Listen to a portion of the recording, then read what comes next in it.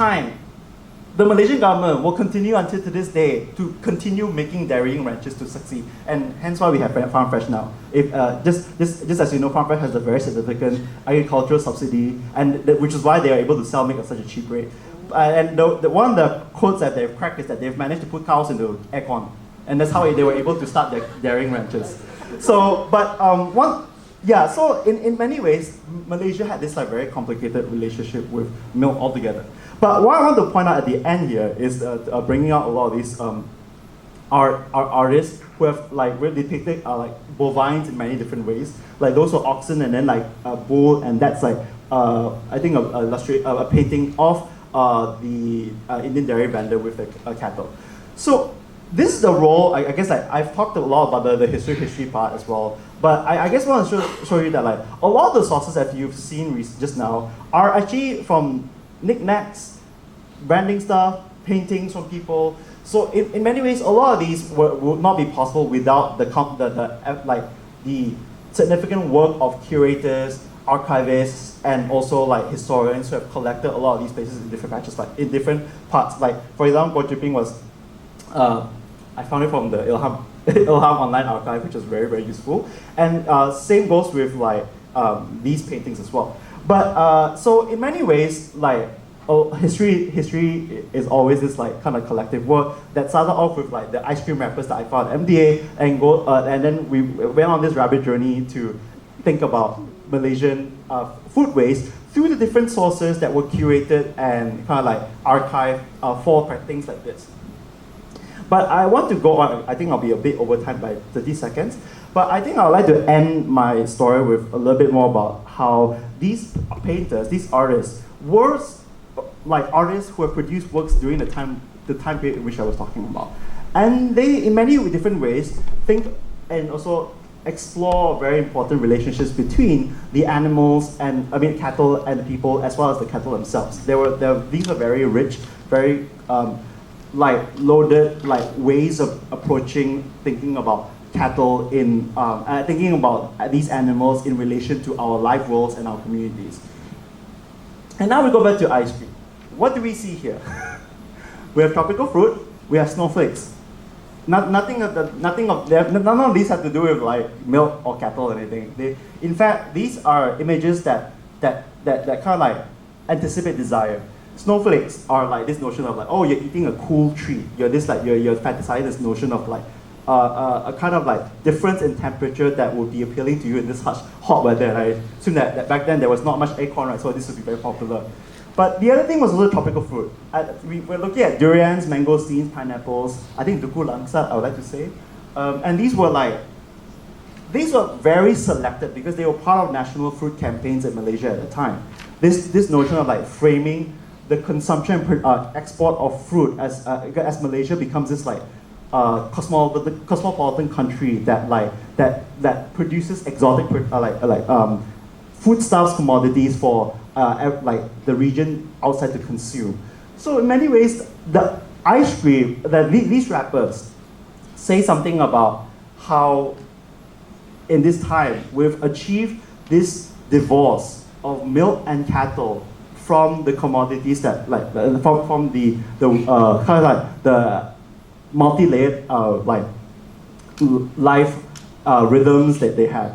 Like cattle and milk are now like numbers, measures, nutrients to be measured, controlled, produced, reproduced, turned into all sorts of ingredients like this. But we don't and that's all we see. And even with these ice cream wrappers, we don't see anything at all. We only see the ice cream that we eat as it melts on our hands. Yeah. So yeah, I think that's the end of the presentation.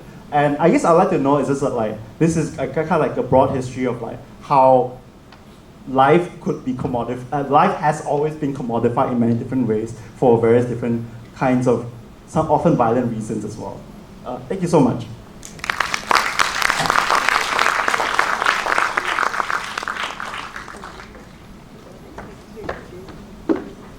Thank you, Yern. Life has definitely been commodified, although personally I do understand why sweetened condensed milk is that popular. But I should now introduce our fourth and final speaker today, Dr. Sumit Mandal. So Sumit is a trans-regional historian who researches the outcome of long-standing intercultural and interreligious interaction in the Malay world, understood as a flexible and expansive cultural geography. His current research explores Karamat Muslim shrines in the Indian Ocean as the built archives of a little-known past emerged in individual acts of intellectual and political leadership, intercultural interaction, trans-regional connections, piety, and miracles. This research has taken him to Java, Sumatra, Singapore, the Malay Peninsula, and Cape Peninsula, South Africa. He is the author of Becoming Arab, Creole Histories, and Modern Identity in the Malay World, published by Cambridge University Press in 2018, and I do have to say that's a must-read to many students and scholars doing Southeast Asian history, including me. So, Sumit, please. Good morning, everyone. Thank you for making the time to join us today. I'd like to thank Imagine Malaysia and the Islamic Arts Museum for the invitation to be part of this panel. I can't tell you how much it means to me to be in this conversation in particular, with panelists from different areas of work on the topic of a trans-regional perspective. Like the other panelists, I was given 3 questions, and I prepared a slide presentation to address the first and the third, which concern what the trans-regional perspective means to me as a historian, and what its implications might be for Malaysia. But forgive me, it's very hard for me to see Malaysia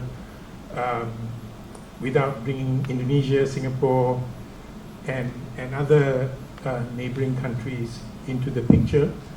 So it may not be wholly dedicated to Malaysia. So I've called my presentation Trans-Regional Studies, Arabia-Asia as a Case. In some ways, my presentation echoes others who've spoken before me, but in particular, the type of approach that Loong took, which was to look behind the scenes. So I saw, in thinking about this presentation, I ended up thinking, okay, I want to try to talk about the making of, the making of, like in films, for trans-regional studies. And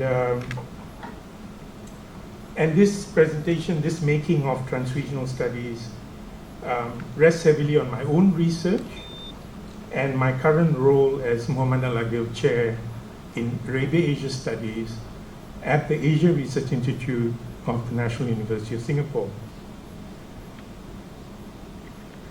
I thought it'd be helpful to take you behind the scenes to see how fields are constituted, how a new field is constituted, and in this way demonstrate how a trans-regional perspective shapes my work as a historian and what its impact might be beyond academia, within and beyond academia. So I'm sure many of you find the term Arabia-Asia a bit odd. Do you agree? How many of you have come across the term Arabia-Asia? Can you put your hands up? 1. So it makes sense. Most would be comfortable, however, with Southeast Asia, right? The latter was a term, Southeast Asia, was a term that Allied forces used to describe a region of military operations during the Second World War. The term not only stuck after the war, but came to be the basis for area studies, the region-based organization of knowledge around the world, in particular in universities in the United States. We have had more than half a century to become familiar with the idea of Southeast Asia, and for that matter, East Asia, South Asia, Middle East, and so forth. Arabia-Asia is unfamiliar to many because it is new. The trans-regional history and geography that Arabia-Asia proposes, however, is long-standing, deep, and meaningful. I'm thus happy to be part of an emerging field that I and a few dozen scholars around the world have shaped. I'm also privileged to be taking the lead in Arabia-Asia Studies at NUS. So, the Muhammad Al-Agil Chair in Arabia-Asia Studies at ARI, the Asia Research Institute, was established in 2014 to move away from the pernicious aspects of regional thinking, namely the overwhelming association of the Middle East with colonialism and conflict. I had a professor at university and my postgraduate studies who kept insisting, oh, the Middle East is impossible to understand, it's just, and it's part of a kind of, in the US at the time, kind of way of making the Middle East more mystifying the Middle East, and also connecting, seeing it largely, in relation to conflict, difference, war. It's the wrong time at all to be speaking about this because we see that being obviously it is a zone of immense conflict at the moment. But I'm talking over the long term. It's this kind of regional thinking has not often been helpful in better understanding the Middle East. So the Muhammad Al-Agil Chair was established in some ways to move away from this kind of regional thinking and associations, in particular of Arabs and Islam, with colonialism and conflict. The long-standing oceanic connections between Arabia and Asia offered a narrative counterpoint, right? A different story of a relatively peaceful trans-regional mobility and interactions. Hadramis spread out from Yemen in the southern coast of the Arabian Peninsula to the furthest reaches of the Indian Ocean from at least 600 years ago. So this is a map from a book by Linda Boxberger in 2002. The Hadrami presence across the vast watery expanse connected Africa, India, and the Malay world. Hadramis did not constitute a stable diaspora across centuries. The ties between migrants and the Arabian homeland changed with time. Sometimes the connections were strong, and at others they were weak or non-existent. Nation states that emerged in the 20th century marginalized or erased the history of trans-regional connections and rendered their Hadrami citizens invisible. Scholarship on the Hadramis is foundational to Arabia-Asia studies and made the trans-regional history of this complex community visible. The first edited volume on the Hadramis appeared in the late 1990s, and several books, edited volumes, and articles have been published since. So, what is the impact of this kind of scholarship? What does it do within academia and beyond? The impact, in my view, is very uneven. Institutionally, the creation of something like the Muhammad Al-Agil Chair in Arabia-Asia Studies was a significant step. However, the idea of the trans-regional axis remains elusive in the face of regional studies. So in academic terms, it's still somewhat elusive, and the kinds of conversations I think that you're seeing here, driven by the speakers we've just heard, is actually quite path-breaking and unusual, and it happens in academia, but it's still relatively smaller in its reach and in its strength in relation to, say, the regional studies of Southeast Asia, East Asia, and so on. At the same time, There are a few ways in which Arabia-Asia studies has made an impact. Firstly, it's not uncommon today for scholarship in anthropology, history, and law to just cite a few examples to explore topics along what we might call the Arabia-Asia axis or other transregional axes. And NUS is now trying to fill a chair in something called India-China studies, which would follow on the kind of transregional studies that Arabia-Asia does. Beyond academia, the scholarship on Arabia-Asia has been a point of reference for many in Malaysia, Indonesia, and Singapore as they've rediscovered their connections to Yemen. Besides the personal reconnections of people of Arab descent with family members, both the Malaysian and Singapore governments have pursued policies that build on the historical transregional ties. So you can see a very direct impact where opening up these kinds of trajectories in academic terms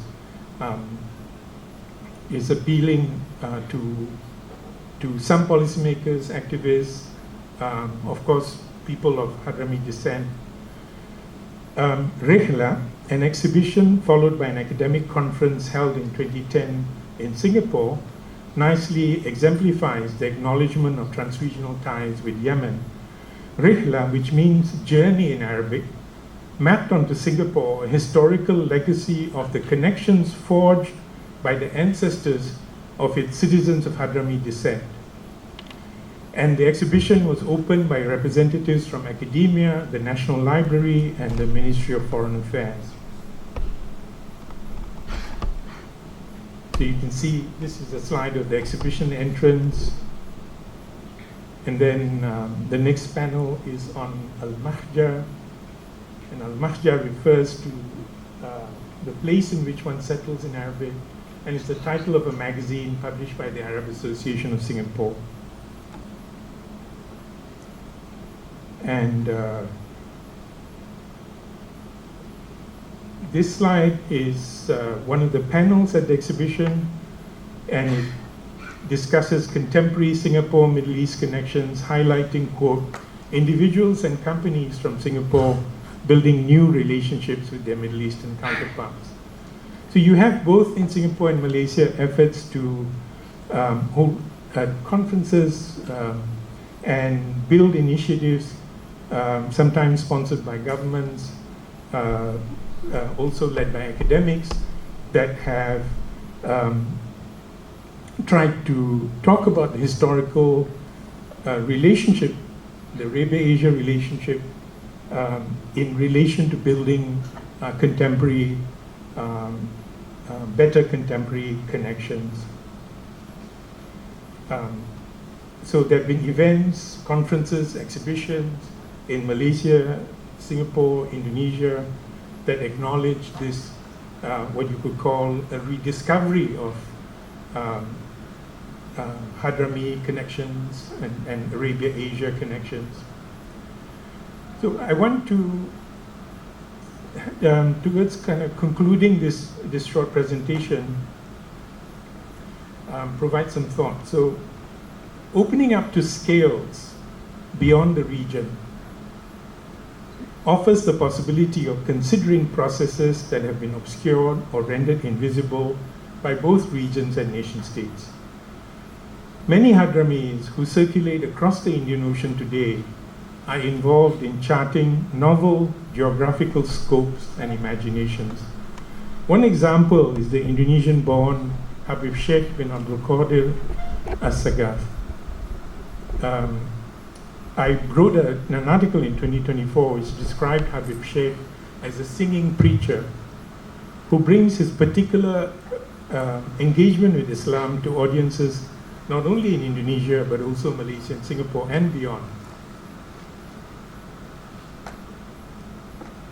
So you can see this is the title of the article.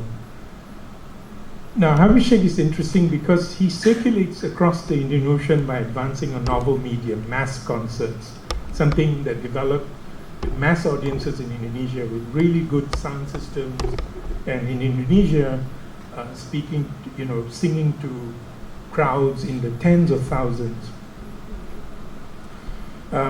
So it's a transregional geography that draws on historical connections, but given the kind of engagement, right? Singing, he's a Islamic singing preacher. He's welcome in some places and not everywhere. He's not welcome in Saudi Arabia, for instance, but he's very widely known in the Malay world, and also in places where there are huge numbers of Indonesian workers. So he's also sung, for instance, in Taiwan, places like that. I wanted to end with Habib Sheikh because he represents in the crafting of an imaginary by a non-state actor who engages not only with hundreds of thousands of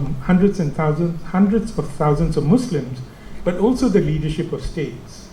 So you can see in 2014, in a very historic concert that was held in Putrajaya, Habib Sheikh on stage with the former Prime Minister of Malaysia, with a former Prime Minister of Malaysia. What can we learn from this? Right? Compelling counter-regional geographies are produced by figures such as Habib Sheikh, and these cannot be adequately captured by paying attention to the flows of Islamic ideas on the basis of religious and political infrastructures of regions and nation states. Habib Sheikh has a following, has fan clubs, of tens of thousands of people in Malaysia, in Indonesia, in Singapore. I don't know how they managed to get permission to do this in Singapore, but when he left the airport in Singapore to go to a Hadrami community member's home, they created a motorcade for him. He's sort of self-made motorcade, not an officially sanctioned one. And so, this is a powerful figure who circulates across national and regional boundaries. So if we keep understanding the world through national and regional boundaries, we won't really be able to understand what his impact is and what kind of futures are being shaped by such transregional processes. So paying attention to cultural processes and interactions, opening up to larger scales such as Arabia, Asia, however, bring our attention to individuals such as Habib Sheikh, who are typically, when understood within national and regional boundaries, their influence is often underplayed. But you can ask probably mostly Muslim, but a vast number of Malaysian Muslims, whether they know the song Ya Hanana, or you ask an Indonesian that, right? It's a very popular tune of his. I'd love to play it, but it's not particularly relevant to the presentation. But you can listen to it on your own. But I bet numerous people in this audience and elsewhere know the music. And it kind of creates a type of bond across regional and national boundaries. So my slide presentation ends there, but I have still to address the third shared question, namely, how does my work as a historian relate to the other panelists? I believe my research as a university-based historian feeds into and is enriched by the work done by curators, writers of history, and writers of historical fiction, art and heritage workers, and so forth. I think we are all engaged in historical research in different ways and various media, and conversations between us are not only rewarding, but necessary in a world of social media and now increasingly AI-generated fake histories. The time-consuming and laborious research done by academic historians has a limited reach, but it forms a good basis for dissemination to bigger audiences via social media or short print publications. And I think for that we need other actors, other social actors. At the same time, academics can learn a great deal from the work done by the curators, whose challenge it is to make historical work appealing and accessible to wider publics. And I've had concrete experience in working across boundaries, job boundaries, because I've contributed through my work to the exhibitions at the Islamic Arts Museum, as well as projects undertaken by Imagine Malaysia. And these have meant a great deal to me, sometimes bringing me a lot more pleasure than the academic work I'm involved in. So I've learned a great deal from these exchanges in the process.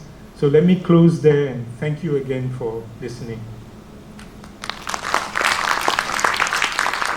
And so may I now invite all 4 speakers to return to the stage and choose the sofa you prefer, as we are going to have a dialogue between our speakers and also between the speakers and the audience. Right. All right. As I said at the beginning, this backdrop is very important, showcasing the crossover of the 2 events, Oceans That Speak and Malaysia Unbound, and here we have Oceans Unbound. So as I'll keep looking at the time because I'm the moderator, so that's my job. I guess, and as a moderator, I should be the one starting the discussion. During the past hour or so, we've been talking about trans-regional, transnational connections, mobility, the flow of artifacts, ideas, and also international and transnational economies. And perhaps one thing that popped up in my mind is that as producers and presenters of history, or Malaysian history in this case, how should we position the role of colonialism in writing or producing new history? Not just British colonialism or imperialism, but the many other different Western, non-Western, British or other European types of colonialism and imperialism in writing and presenting histories in 2025, especially given what's happening in other parts of the world, given the perception or the public receptions towards colonialism in other parts of the world. As Malaysian historian, how should we talk about or rethink the role of colonialism in writing Malaysian history or new Malaysian history? So Yes, I'll start off from in thinking about the work that I usually do, which is looking into kind of like the complexities of state histories, in which case is Malaysia, and how they're always intertwined with like regional, colonial, post-colonial, basically it's not everything like in this case. But I guess one thing it's really interesting that you're talking about positioning ourselves as writing in 2025 as compared to like implying that there is a difference between writing now and writing before.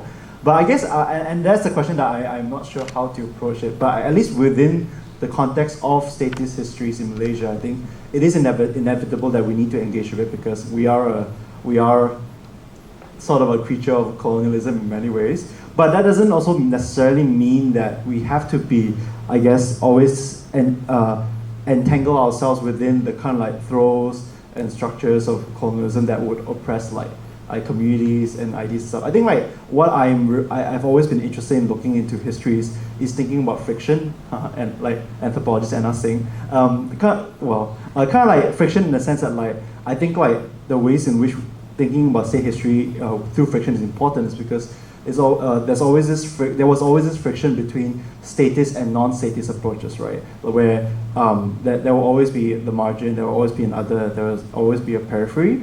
But I think like what is important is like really digging into the sites where such frictions becomes particularly charged. Like where I think like I'm, for example, particularly interested in like hawkers, because hawkers were at a time like they were constantly at the threat of like kind of like policing and eradication by British and Japanese administrations before the Malaysian government decided to wait, let's start accepting hawkers. But then there were also other clearer examples like legal histories where like you think about, I mean, and this would be a Loong's ballpark, where like you think about histories of like deviant acts, histories of migration and citizenship, and so on and so forth. So I feel like the ways in which we can probably most productively explore colonialism is at the sites of friction in which we will begin to challenge such ideas, but also figure out think about ways of reconceptualizing it, and also like think about